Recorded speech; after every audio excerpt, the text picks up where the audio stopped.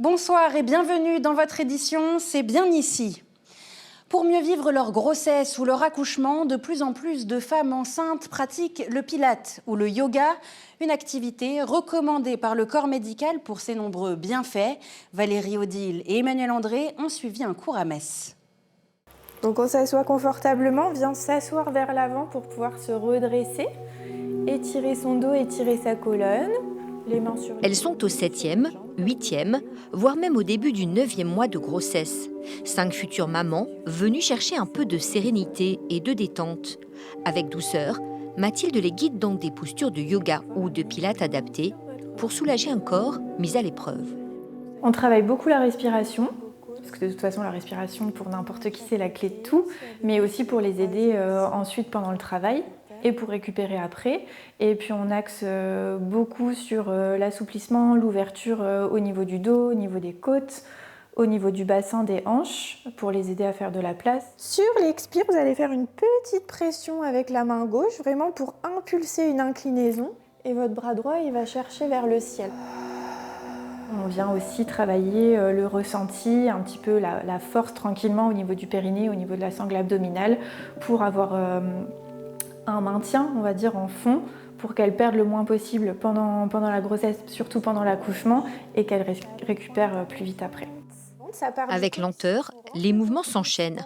Torsion, chat-vache et la posture de détente ultime, celle de l'enfant étiré.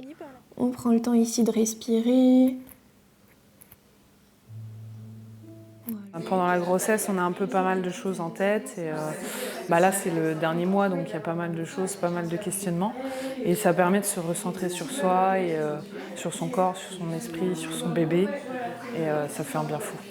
Le pilate, déjà au début, ça permet un peu de s'activer musculairement parce que pendant la grossesse, on a tendance naturellement à ralentir le rythme. Petit challenge, Mathilde les amène dans un chien tête en bas qui permet de relâcher la pression sur le périnée, mais aussi pour certaines de se connecter à leur bébé. Oui, il a réagi, notamment la relaxation à fond, il était vraiment présent. Et puis pendant quelques exercices, il commençait un peu à bouger, c'est chouette, c'est un beau moment d'échange. Voilà. La séance s'achève par une relaxation, un shavasana qui leur permet de se retrouver loin du tumulte quotidien dans leur petite bulle. Ça relâche un peu toutes les tensions qu'on a un peu avec la grossesse. Et la partie relaxation, moi j'adore. C'est vraiment ma partie préférée. Détendu, ça fait du bien, relaxé et puis plus souple aussi. Donc ouais, détendu. Et vous pouvez prendre 3 grandes respirations, vraiment très profondes.